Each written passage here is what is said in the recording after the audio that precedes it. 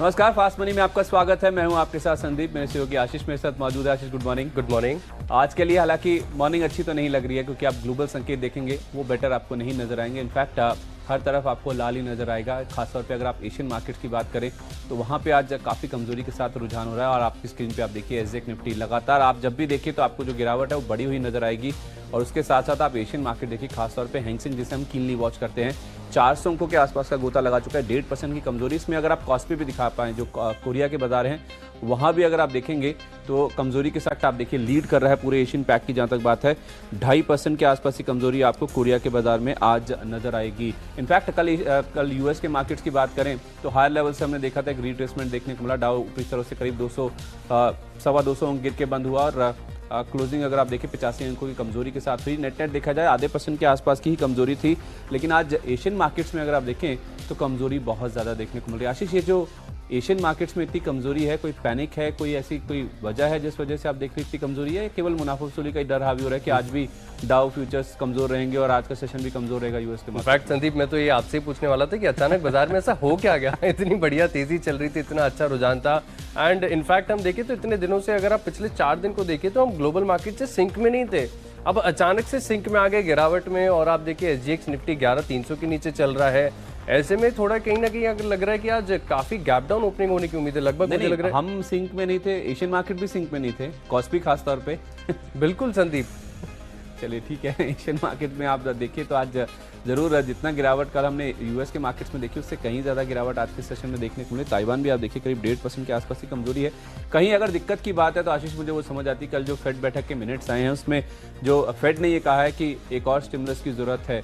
और उनका ये भी कहना था कि जीडीपी पर दबाव बना रहेगा, जो वायरस वित्तीय प्रणाली के लिए खतरा बना हुआ है। तो ये अपने आप में अगर यूएस के सेंट्रल बैंक अगर ये ऐसे कंसर्न्स हाईलाइट करता है तो वो कहीं ना कहीं काफ़ी दिक्कत की बात है। उन्होंने इनफैक्ट ये भी कहा है कि आर्थिक स्थिति, रोजगार, महंगाई पर भी जो दबाव है वो बना रहेगा। तो शायद उस चीज़ को कहीं ना कहीं एशियन मार्केट्स ने रीड करने की कोशिश करी है कि दिक्कत हो सकती है। और इनफैक्ट स्टिमुलस आ भी नहीं रहा है यूएस में, वो भी एक दिक्कत की बात है जिस वजह से हम देखते हैं काफ़ी परेशानी है। और ये इलेक्शन का साल है और इलेक्शन के साल में हम वैसे भी देखते हैं कि काफ़ी बड़े उतार चढ़ाव यूएस के मार्केट्स में देखने को मिलते हुए। तो उस लिहाज से देखा जाए हो सकता है आज कमजोरी का दिन, वैसे भी आज वीकली एक्सपायरी तो थोड़ा वॉलिटिलिटी इंडियन मार्केट्स में रह भी सकती है।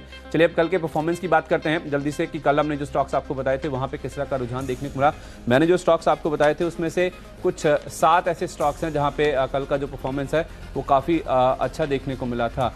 एनआईटी टेक, यहाँ पे मैंने आपको खरीदारी करने की राय दी थी, इसने अपने टारगेट हिट किए। उसके बाद आप देखिए ये फ्लैट बंद हुआ। एवेन्यू सुपरमार्ट्स, यहाँ पे भी टारगेट हिट हुए। एक दिन के दौरान तो ये 2300 रुपये के भी पार चला गया था, यहाँ पे भी टारगेट्स हिट होते हुए दिखे। आईसीआईसीआई बैंक 1.5% की मजबूती के साथ बंद हुआ, यहाँ पे भी टारगेट्स हिट हुए।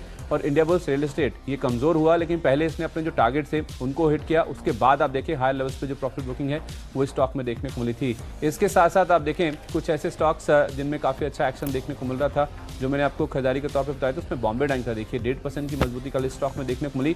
और प्राज इंडस्ट्रीज देखिए, मैंने कहा था कि जितना भी शुगर के अनाउंसमेंट्स आए ये प्रॉक्सी प्ले है, किसी तरह के भी अनाउंसमेंट्स आए इसको फायदा होता हुआ दिखेगा। 5% की गेंस के साथ स्टॉक कल बंद हुआ। और स्नोमैन लॉजिस्टिक्स, अभी भी मैंने कहा था कि लॉजिस्टिक स्टॉक्स में अभी भी दम खम बाकी है, तो यहाँ पे देखिए करीब 4% के आसपास से गेंस देखने को मिले। आशीष, आपका परफॉर्मेंस? संदीप, मैंने आपको 10 स्टॉक जो है कल खरीदारी के बताए थे और सबसे पहला नाम आता है मेरी लिस्ट में जहां पर बढ़िया प्रदर्शन देखने को मिला। टाटा कम्युनिकेशन, बहुत बढ़िया ब्रेकआउट देखने को मिला है। व्यू मेरा अभी भी इंटैक्ट है यहाँ पर, और भी आपको लग रहा है कि तेजी देखने को मिल सकती है। यूबीएल का चार्ट पैटर्न मुझे पसंद आ रहा था। देखिए दिन के दौरान 2 से 2.5% का मूव यहाँ पर देखने को मिला। Recent IPO listing Prince pipe, यहाँ पर भी अगर आप देखें तो लक्ष्य हासिल होते हुए नजर आए। और जॉनसन हिताची, यहाँ पर भी अगर आप देखें तो दिन के दौरान 2.5 से 3% की तेजी देखने को मिली। इसके अलावा कुछ और स्टॉक्स है जहां पर बेहतर प्रदर्शन साबित होता हुआ नजर आया। सबसे पहले नाम आता है आप देखिए कैमलिन का, कोकोयू कैमलिन, यहाँ पर भी आप दिन के दौरान 2.5 से 3% का मूव देखने को मिला। नेल को देखिए लक्ष्य से केवल 2 रुपये दूर रह गया। और क्रेडिट एक्सेस ग्रामीण, यहाँ पर भी देखें तो 2 से 2.5% का मूव देखने को मिला। कुल मिलाकर देखा जाएगा तो संदीप करीब 7 से 8 स्टॉक मेरी भी लिस्ट में ऐसे रहे जहां पर बढ़िया प्रदर्शन देखने को मिला। दमदार परफॉर्मेंस था। इनफैक्ट आप देखिए जैसे मैंने कहा था एसजेक निफ्टी, आप कभी भी देखिए आपको गिरावट बढ़ी हुई दिखेगी। अब आप देखें 132 पॉइंट के आसपास की गिरावट आपको नजर आएगी, तो कमजोरी साफ तौर पे एसजेक निफ्टी में है। और इनफैक्ट आशीष, मैं आपको बता दूं 5 बिकवाली के और 5 खरीदारी के ट्रेड्स हैं। इनफैक्ट और भी बिकवाली के ट्रेड्स लेने का मन कर रहा था, लेकिन फिर भी इवनली बैलेंस आउट करने की कोशिश करी है मैंने। शुरुआत में करना चाहूँगा पिरामल एंटरप्राइजेस का। आप इसका पहले कल का इंटरडे का अगर चार्ट दिखा पाएँ, इसके पिरामल एंटरप्राइजेस के जो फ्यूचर्स हैं वो बेचने की राय है।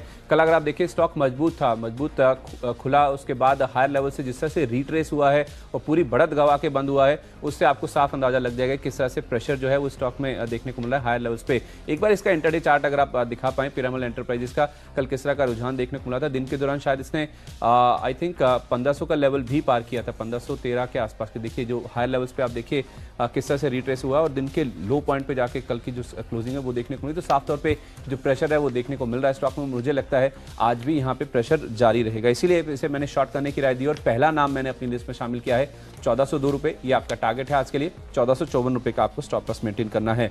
भारत फोर्ज, आप कहेंगे ऑटो स्टॉक्स तो बहुत अच्छे चल रहे हैं, इसका भी आप कल का चार्ट देख लीजिए किस तरह से स्टॉक में कमजोरी देखने को मिली। इनफैक्ट कुछ ऐसे पर्टिकुलर हाई जो एक बड़े नाम है जो ऑटो स्पेस में, वहाँ पे आप देखिए हाई लोस के जहाँ खुला ऊपर था, जैसे भी ऑटो स्टॉक्स में हम देख रहे हैं मजबूती काफी ज्यादा, लेकिन देखिए दिन के लो पॉइंट के आसपास ही जाके क्लोजिंग स्टॉक में देखने को मिली। तो कमजोरी साफ तौर पे स्टॉक में भी आपको विजिबल नजर आएगी। जो बड़े नाम है वहां पे प्रेशर है। इनफैक्ट मैं तो बजाज ऑटो भी शामिल करना चाह रहा था, वहां पे भी आप देखिए कल कमजोर सेशन था। तो भारत फोर्ज में मुझे लगता है कि जिस तरह का स्ट्रक्चर है और जिस तरह के प्रेशर देखने को मिल रहा है अनवाइंडिंग का, उसका इंपैक्ट आज भी स्टॉक पे देखने को मिल सकता है। 480 रुपये ये आपका टारगेट है। 497 रुपये के आसपास का आपको स्टॉप लॉस मेंटेन करना है। आशीष कितने सेल होंगे? संदीप, केवल 3 स्टॉक मेरे पास बिकवाली के होंगे एंड स्टॉक मैंने कुछ ऐसे आइडेंटिफाई किए हुए हैं जिनका पैटर्न काफी बढ़िया है। कल के सत्र में अगर आप देखें तो निश्चित तरह से यहाँ पर खरीदारी देखने को मिली है, लेकिन मैं पहले अपना व्यू बता देता हूँ। मुझे लग रहा है कि अभी भी उम्मीद है कि काफी गैप डाउन ओपनिंग होने के बाद बाजार में रिकवरी देखने को मिले, और ऐसे में जो हाई बीटा वाले स्टॉक्स हैं, आप खासतौर पर बैंकिंग एंड एनबीएफसीज को देखें तो वहां पर बाजार के साथ रिकवरी भी आपको तेज देखने को मिलेगी। कह रहे हैं कि खुलने दें, सेटल होने दें, बिल्कुल लोअर लेवल्स पे एक्यूमुलेट करें। बिल्कुल लोअर लेवल्स पर खरीदारी करें, तो फिर बाजार में जब रिकवरी आएगी तो ये स्टॉक भी तेज होंगे।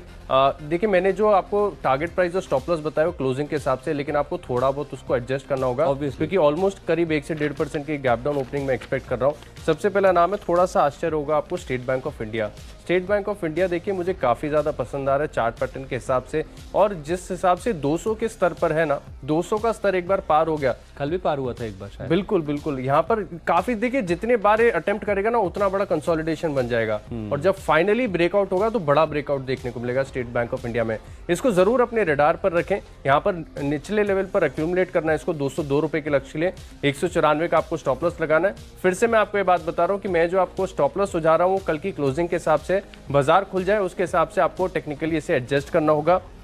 और एक और बैंकिंग स्टॉक है मेरे रडार पर, फेडरल बैंक। चार्ट पैटर्न बहुत शानदार है संदीप, काफी बढ़िया नजर आ रहा है। डेली चार्ट पर अगर आप देखें तो लंबी गिरावट के बाद अब कहीं ना कहीं स्ट्रॉन्ग रिवर्सल के संकेत देखने को मिल रहे हैं। ऐसे में पक्का स्वाभाविक है कि यहाँ पर भी आपको गिरावट के साथ शुरुआत देखने को मिलेगी, लेकिन वही मौका होगा वहां पर आपको खरीदारी करने करीब 57 रुपए के लक्ष्य के लिए, और 53 रुपए 70 पैसे का आपको स्टॉप लॉस लगाना होगा। इनफैक्ट मुझे याद है जिस दिन अनिल जी का जन्मदिन था उस दिन उन्होंने स्टॉक रिकमेंड किया था, 45 रुपए के नीचे के लेवल्स थे और 55 रुपए के आसपास से स्टॉक आ चुका था। तो दमदार एक्शन स्टॉक में देखने को मिला। और कल अगर मुझे सही याद है तो भसीन साहब ने भी ये स्टॉक कल रिकमेंड किया था 70 रुपए के लक्ष्य के लिए। 70 रुपए के लक्ष्य के लिए 15 रुपए का अपसाइड, यहाँ से 30% का अपसाइड और भी गजब। 55 रुपये हो चुका है और 70 रुपये तक के टारगेट से स्टॉक में देखने को मिल सकते हैं। बहरहाल मैं अपनी जो बिकवाली की सूची है उसको और आगे बढ़ाता हूँ। 2 टाटा ग्रुप के स्टॉक्स है मेरी लिस्ट में, एक तो है टाटा मोटर्स और दूसरा है टाटा स्टील। टाटा मोटर्स तो मतलब आशीष ऐसा लगता है कि मैं तो आपको शायद सोमवार को भी बिल्कुल कुछ पिक्चर बिगड़ी थी तो मैंने आपको बिकवाली करने की राय दी थी।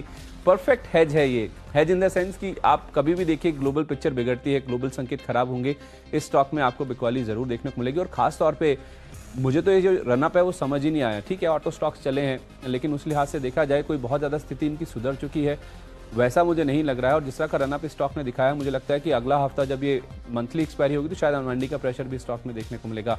आज के लिए बहरहाल जिस तरह के संकेत है मुझे लगता है 122-120 तक के जोन के लिए आप अप्रोच करें। 126-80 का आपको स्टॉप लॉस मेंटेन करना होगा। और टाटा स्टील ये अगला नाम है। इस स्टॉक का भी अगर आप एक बार इंटरडे का चार्ट देख पाएं तो आपको नजर आएगा कि कमजोरी साफ तौर पर देखने को मिल रही है।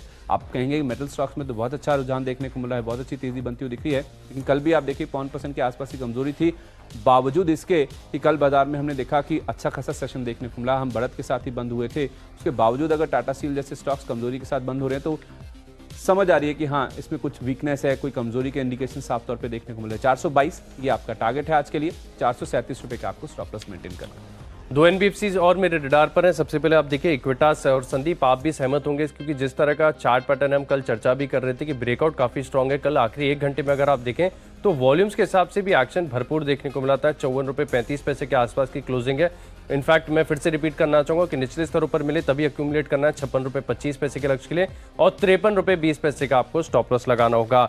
LIC हाउसिंग फाइनेंस लगभग सारे टेक्निकल एनालिस्ट के रडार पर है। कल अगर आप देखें तो वायदा बाजार में अच्छे ओपन इंटरेस्ट एडिशन के साथ यहाँ पर तेजी के भी सौदे बनते हुए नजर आए, तो मुझे लग रहा है कि यहाँ पर स्ट्रेंथ काफी ज्यादा है, लंबा कंसोलिडेशन है, ब्रेकआउट मजबूत है। 283 रुपए के लक्ष्य के लिए आप इसमें खरीदारी करेंगे और केवल 7 रुपए नीचे 270 का आपको स्टॉप लॉस लगाना होगा। ये जो इक्विटास और LIC हाउसिंग की बात कर रहे हैं आशीष, मुझे अगर सही याद है तो परसों मैंने आपको 3 NBFC सुझाई थी। कल मैं देख रहा था कि मूव कल देखने को मिला उन स्टॉक्स में, जिस तरह से जो पार्शियल क्रेडिट गारंटी स्कीम जो है उसको और बढ़ा दिया गया उसकी मियाद को। जाहिर सी बात है एनबीएफसी के लिए बहुत अच्छी खबर है। आप देखिए इक्विटास जैसे स्टॉक इसीलिए चल रहे हैं, एक समय वो स्टॉक का 48-47 तक चला गया था। LIC हाउसिंग चल रहा है, L&T फाइनेंस ने बहुत अच्छा मूव दिया, तो उस लिहाज से उज्जीवन को भी आप उसमें शामिल कर सकते हो। तो एनबीएफसी पे मैं भी बिल्कुल बहुत बुलिश हूँ और इनफैक्ट लोअर लेवल्स पे आपको हर लोअर लेवल पे आपको एक्यूमुलेट करना चाहिए, इस राय से मैं भी इत्तेफाक हूँ। इनफैक्ट ये LIC हाउसिंग तो मुझे याद है वागले साहब ने कई बार बोला है और जय ने भी LIC हाउसिंग को बहुत पहले आइडेंटिफाई किया था और वहाँ से काफ़ी अच्छा मूव दिया अभी ये स्टॉक ने। लेकिन और एक ऐसा स्टॉक है जिसने बहुत अच्छा मूव दिया, वो है अशोक लेलैंड का, और अब हो सकता है यहाँ पे थोड़ी सी रिट्रेसमेंट, थोड़ी जो अनवाइंडिंग है वो स्टॉक में देखने को मिले। और कल इनफैक्ट एक इंडिकेशन इस स्टॉक में दिखा भी था उस चीज़ का। इसका भी अगर आप कल का इंटरडे चार्ट देखें तो एक समय स्टॉक 70 रुपए के भी पार था, इनफैक्ट शायद 71 रुपए के आसपास का हाई इसने बनाया था। और वहां से अगर आप देखें जिस तरह से रिट्रेसमेंट देखने को मिला है, ये साफ तौर पे इंडिकेट कर रहा है किस तरह से हाई लेवल्स पे कुछ ऐसे स्टॉक जो कि बहुत ज़्यादा चल चुके हैं, अब वहाँ पे मुनाफा वसूली या तो फिर जो अनवाइंडिंग का प्रेशर है वो साफ तौर पर देखने को मिल रहा है। मुझे लग रहा है क्योंकि संकेत खराब है, परफेक्ट दिन है आज अपना मुनाफा बुक करने के लिए, या तो फिर हाई लेवल्स पे आप इसमें शॉर्ट भी बना सकते हैं। 68 रुपये ये आपका टारगेट है नीचे की, और 70 रुपये 20 पैसे का आपको स्टॉप लॉस मेंटेन करना है। 5वां स्टॉक है मेरी सूची में खरीदारी करनी होगी HEG में, और देखिए 2018 का स्टार सेक्टर रहा है ग्राफाइट इलेक्ट्रोड। स्टॉक जो है लगभग 6 से 7 गुना हो गए थे, लेकिन अब नॉर्मल जो रिटेल इन्वेस्टर्स हैं स्टॉक को भूल ही चुके हैं। लेकिन अब कहीं ना कहीं अगर आप पैटर्न देखें तो ऐसा लग रहा है कि इनकी जो सारी मुसीबतें वो खत्म होती हुई नजर आएंगी। लंबी गिरावट के साथ एक शानदार रिवर्सल पैटर्न बना हुआ है और लगातार हम देख भी रहे हैं कि अच्छे वॉल्यूम्स भी देखने को मिले। कल भी अगर आप देखें तो लगभग 2% का मूव देखने को मिला था। HEG लगातार मेरी फोकस लिस्ट में रहेगा। मैं करीब 15 से 16 रुपए की अपसाइड यहाँ पर एक्सपेक्ट कर रहा हूँ। 830 रुपए के लक्ष्य के लिए आप इसमें खरीदारी करेंगे और 799 रुपए का आपको स्टॉप लॉस लगाना होगा। आप फिर से एक बार एग्जैक्ट निफ्टी देख लीजिए, अब 137 पॉइंट हो चुके हैं, तो आप देखिए लगातार जब भी आप देखें एग्जैक्ट निफ्टी को, उसकी जो गिरावट है आपको बड़ी हुई नजर आएगी। बहरहाल जल्दी से रिकैप कर लेते हैं जो स्टॉक्स मैंने आपको बताए हैं। अभी तक 10 स्टॉक्स पूरे हो चुके हैं। जो 5 स्टॉक मैंने बताए सारे स्टॉक्स बिकवाली के थे। मैंने शुरुआत करी थी पिरामल एंटरप्राइजेस के साथ। कल आप देखिए पूरी बढ़त गवा के स्टॉक बंद हुआ। हाई लेवल्स पे प्रेशर देखने को मिला है, आज 1400 तक के जो लेवल से स्टॉक में देखने को मिल सकते हैं। भारत फोर्ज एक और वीक स्ट्रक्चर है। अगर आप पूरे ऑटो पैक की बात करें, ऑटो एंसलरी में बहुत अच्छा मूव आ रहा है, लेकिन जो बड़े नाम है उनमें प्रेशर है। उसमें टाटा मोटर्स को भी आप शामिल कर सकते हैं। टाटा स्टील भी कल के सेशन में आप देखिए हाई लेवल से रिट्रेस होकर बंद हुआ, और अशोक लेलैंड गजब का मूव पिछले कुछ दिनों में दिखाया है। अब यहाँ पे प्रॉफिट बुकिंग या तो फिर अनवाइंडिंग का प्रेशर बन सकता है। 68 रुपये का टारगेट होगा आज के। चलिए, मैंने आपको 5 स्टॉक खरीदारी के बताए। शुरुआत की मैंने स्टेट बैंक ऑफ इंडिया के साथ। निचले स्तरों पर सारी स्टॉक्स खरीदारी वाले एक्यूमुलेट करने 202 रुपए का लक्ष्य होगा। फेडरल बैंक में भी तेजी देखने को मिल सकती है। 2 NBFCs लगातार मेरे रडार पर हैं, इक्विटास और LIC हाउसिंग, यहाँ पर भी खरीदारी करनी है। और HEG का भी अगर आप पैटर्न देखें तो शानदार नजर आ रहा है। 830 रुपए के लक्ष्य के लिए आप यहाँ पर खरीदारी करेंगे। चलिए, तो 5 स्टॉक आशीष ने आपको खरीदारी के बताए हैं और मैंने आपको 5 स्टॉक बिकवाली के बताए हैं। अब लेकिन उल्टा होगा, आशीष आपको कुछ बिकवाली के ट्रेड्स बताएंगे और मैं आपको सारे स्टॉक्स खरीदारी के बताऊंगा। अभी तक हमने आपको 10 स्टॉक्स बताए हैं। इंटरेस्टिंगली आशीष ने आपको सारे खरीदारी के और मैंने आपको सारे स्टॉक्स बिकवाली के बताए हैं, लेकिन घबराई मत, अब थोड़ा सा उल्टा होने वाला है। मैं आपको कुछ खरीदारी के ट्रेड्स बताऊंगा और उसकी शुरुआत कर लेते हैं, फिर आशीष आपको बिकवाली के ट्रेड्स भी बताएंगे। पहला नाम जो मेरी लिस्ट में खरीदारी का है वो है IIFL वेल्थ का। अब एकदम से इसमें खरीदारी करने की राय क्यों? कल तो इनफैक्ट देखिए कमज़ोर बंद हुआ था स्टॉक का, बावजूद इसके कि बाजार अच्छा था, 1.5% के आसपास कमजोरी के साथ बंद हुआ। दरअसल इन्होंने एक 40 रुपये प्रति शेयर का एक स्पेशल डिविडेंड की घोषणा करी। 27 अगस्त उसकी रिकॉर्ड डेट तय की गई है।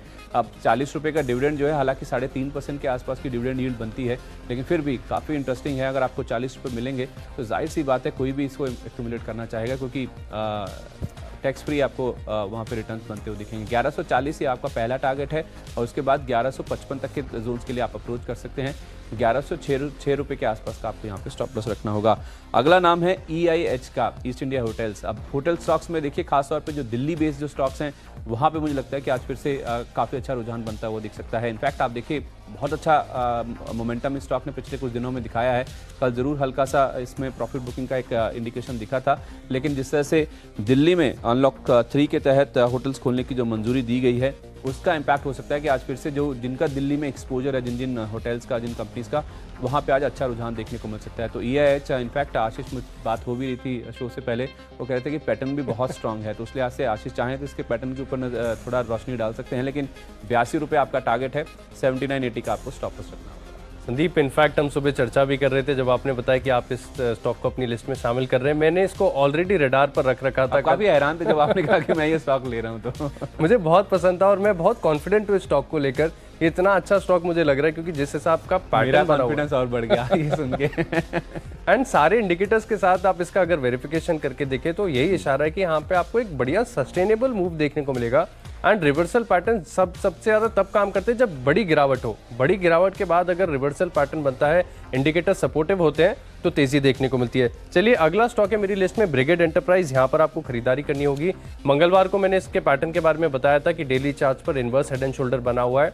मंगलवार को भी करीब 159 का हाई टच किया था। मुझे लग रहा है कि एक बार फिर यहाँ पर आपको तेजी देखने को मिलेगी, लेकिन बार बार मैं आपसे यही रिपीट कर रहा हूँ क्योंकि गैप डाउन ओपनिंग होगी तो निचले स्तरों पर जितना खरीदेंगे उतना मुनाफा होगा। 159 रुपए के लक्ष्य आप इसमें खरीदारी करेंगे।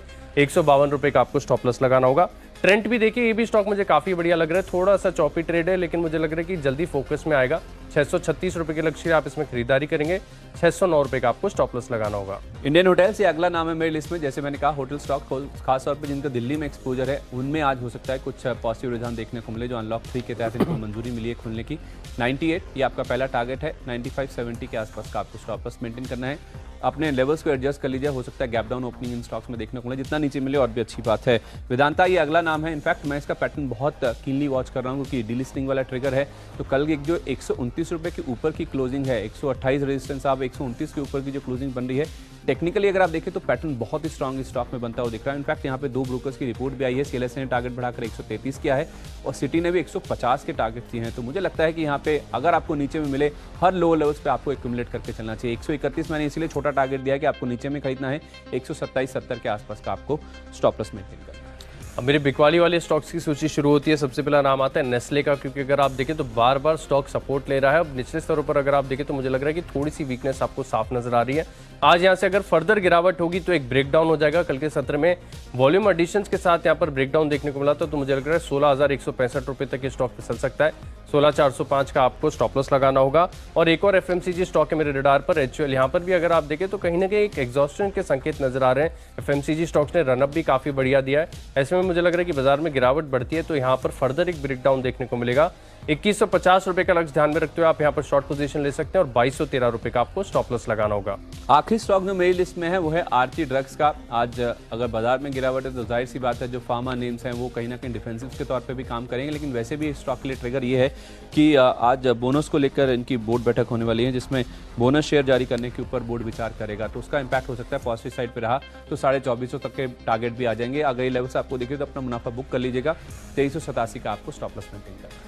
आखिरी स्टॉक है मेरी लिस्ट में बिकवाली करनी होगी HPCL के अंदर, क्योंकि यहाँ पर भी अगर आप देखें तो चार्ट पैटर्न्स कमजोर नजर आ रहे हैं। अगर आप इंडिकेटर्स के साथ वेरिफिकेशन करें तो यहाँ पर भी डाउनवर्ड स्लोपिंग नजर आ रहे हैं। मुझे लग रहा है कि 207 रुपए तक ये स्टॉक फिसल सकता है। 213 रुपए का स्टॉप लॉस ध्यान में रखिए। चलिए 20 शेयर आपके सामने पूरे हो चुके हैं। बिकवाली खरीदारी दोनों के ट्रेड्स हमने आपको बताए हैं। कुछ स्टॉक अगर आपने मिस कर दिया तो जल्दी से रिकैप कर लेते हैं।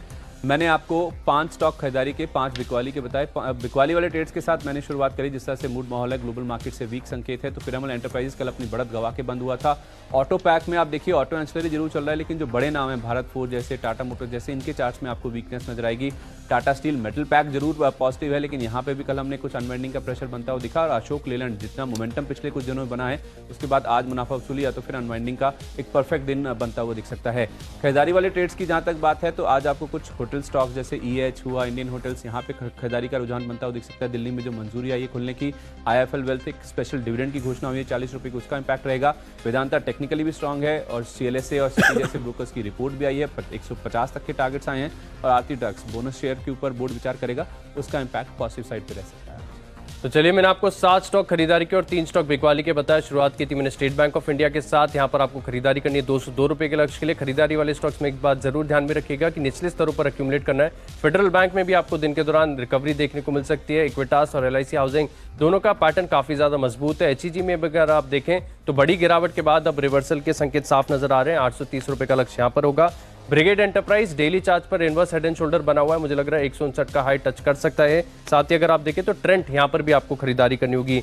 2 FMCG स्टॉक मुझे कमजोर नजर आ रहे हैं, नेस्ले और HUL, यहाँ पर आप शॉर्ट पोजीशन ले सकते हैं। और HPCL भी अगर आप देखें तो तकनीकी तौर पर कमजोर नजर आ रहा है।